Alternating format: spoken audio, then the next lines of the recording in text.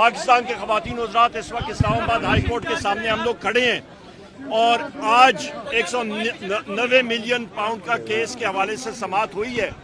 अगली तारीख तकरीबन 10 मिनट समाअत हुई है और अगली तारीख 11 जून को हुई है। यहाँ पे नायब के वकला ने ये बात कही है कि हमें टाइम दिया जाए कि अगली मतलब हम लोग प्राइवेट लॉयर्स हायर करें। यहाँ पे एक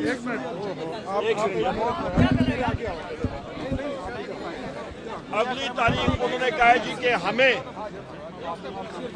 टाइम दिया जाए। इस वक्त वेलकम करते हैं अली अमीन खान गंडापुर साहब को भी और उस पे प्राइवेट वकला की हायरिंग के बारे में बात हुई है। अभी यहाँ पे अलमिया ये है, आप खुद ये देखें कि ये क्या यहाँ पे जस्टिस सिस्टम चल रहा है कि 190 मिलियन पाउंड आपका बरतानिया से आया और सुप्रीम कोर्ट के अकाउंट में पड़ा हुआ है।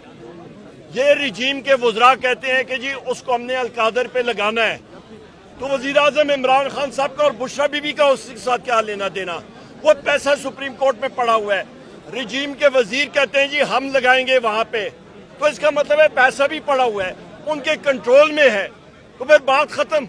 ये सिर्फ और सिर्फ फरमाइशी प्रोग्राम है, टोटल फरमाइशी प्रोग्राम है और मकसद उसका ये है कि हमारा अजीम कायद वज़ीर आज़म इमरान खान साहब या कनाबुदो वैया कनस्तईन और सिरात मुस्तकीम पे खड़े हैं। वो सिर्फ और सिर्फ रब के सामने रब से की इबादत करते हैं और रब से ही मदद मांगते हैं।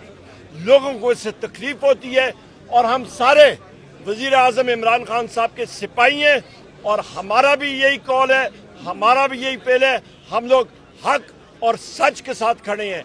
ये वज़ीर आज़म इमरान खान साहब के बहादुर सिपाही हैं अली अमीन खान गंडापुर साहब, जिस बहादुरी से इन्होंने हालात का सामना किया। मैं इनको भी खराज तहसीन पेश करता हूँ, मैं सारे साथियों को करता हूँ। ये आपके सामने हकायक रखते थे और ये टोपी ड्रामा भी देखने कब तक जाता है। बहुत शुक्रिया जी। इसमें एक बात कर लो, बड़े शर्म की बात है, इधर सामने ये आ जाए, थोड़ा आगे हो जाए ना, आप आगे आ जाए यार, जरा पीछे हो जाए। सामने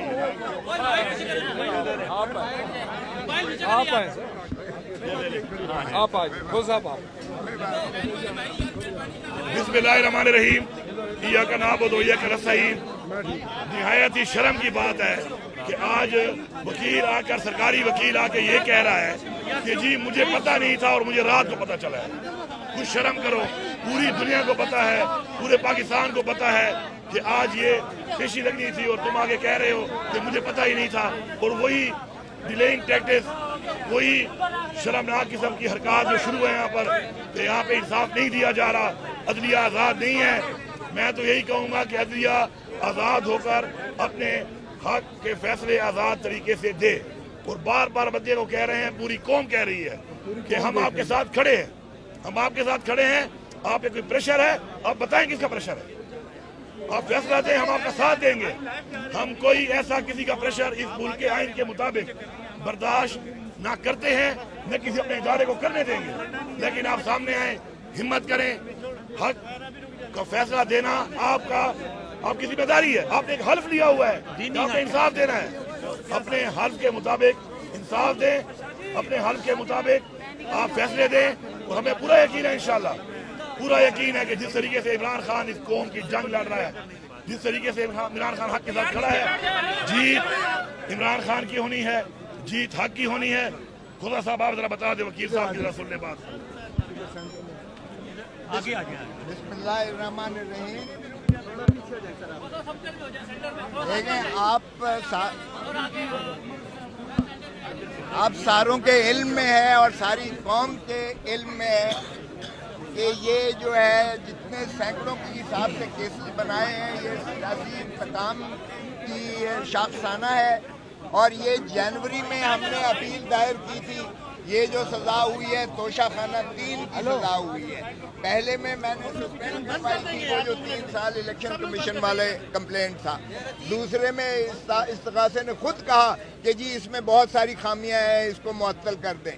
वो अब ये तीसरा है जिसमें मैं पहले भी जमानत इमरान खान साहब की सजा से पहले इसमें हो चुकी है और सारे वाकयात जो है डिवीजन बेंच ने डिस्कस करने के बाद किए थे। अब आपके इल्म में है कि हर हफ्ते, एक महीने से हर हफ्ते पिशावर से लेकर कराची पूरी पार्टी और पूरी कौम जो है वो यहाँ इकट्ठी होती है। और इसलिए कि पहले इन्होंने दफ्तर ने एतराज़ लगा दिया कि अर्जेंट एप्लीकेशन क्या है, और ख़ुद हाई कोर्ट उस एतराज़ को कह रही है कि ये गैर कानूनी ये एतराज़ दफ्तर ने लगाया है। तो मैंने कहा जनाब, अगर गैर कानूनी एतराज़ लगाया है तो उसकी सज़ा तो आपने इमरान खान और बुशरा बीबी को दे दी कि 1 हफ्ते के बाद केस को लगाया जाए। बाहर का 1 हफ्ते के बाद जब केस लगता है तो फिर नोटिस होता है, और फिर जब तारीख लगती है जो दी जाती है उस दिन तारीख यहाँ सारी पार्टी आई होती है, लेकिन दफ्तर फिर उसे नहीं लगाता। ये 1 महीने से ये चूहे बिल्ली का खेल तमाशा यहाँ चल रहा था।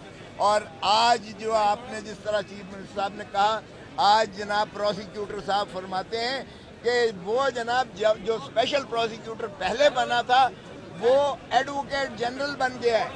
तो मैंने कहा कि जी उसको तो इनाम मिल गया एडवोकेट जनरल बनने का, आपको भी इनाम कोई ना कोई मिल जाएगा, आप भी हाई कोर्ट के जज बन जाएंगे। तो ये तो आलम है, बाहर कैफ कोई जवाब नहीं था। मैंने कहा जी इनका नोटिफिकेशन देख लें, ये नोटिफिकेशन का जो बना ही इमरान खान और बुशरा बीबी के मुकदमात के लिए है जो ये फरमा रहे हैं। तो इसलिए किसी और प्रोसिक्यूटर की कैसे इजाज़त दी जा सकती है। और वो कानून जो सुप्रीम कोर्ट ने कह दिया कि जो प्राइवेट वकील नहीं रख सकते आप मोटी मोटी फीसें जो है आवाम के पैसे से जो है पेट काट के उनको दें, जब तक कि अटॉर्नी जनरल ये ना कहे कि मैं नाअहल हूँ, मैं नालायक हूँ, मैं इस तरह का मुकदमा नहीं कर सकता। क्योंकि ये लॉयर्स ही हैं जिन्होंने अपहोल्ड करना है रूल ऑफ लॉ पाकिस्तान में। तो ये बड़ी खुशाइन चीज़ है।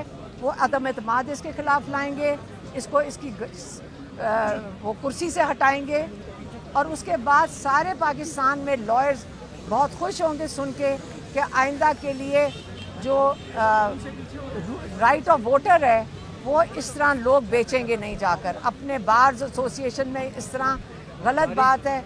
इनकी ड्यूटी है कि ये रूल ऑफ लॉ को प्रोटेक्ट करें। मेहरबानी। मैम, इस वक्त सारे रास्ते बंद हो चुके हैं इमरान खान के। एहतजाज हमें दिखाई देता है, एहतजाज में बोला जा रहा है कि इस वक्त कदर हद तक वो डिफरेंट नजर आएगा एहतजाज। आपको क्या लगता है कि ये एहतजाज अक्टूबर और नवंबर के एहतजाज से डिफरेंट होगा और यही हल रह गया इमरान खान की रिहाई के लिए? इमरान खान ने बड़ा वाज़ेह तौर पे कहा है, उन्होंने बड़े वाज़ेह तौर पे कहा है कि मैं अपने लोगों को इस्लामाबाद नहीं बुलाऊंगा क्योंकि यहाँ पे स्नाइपर राइफल से उनको गोलियाँ मारी जाती हैं।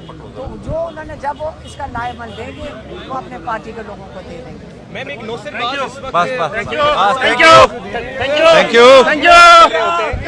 Thank you.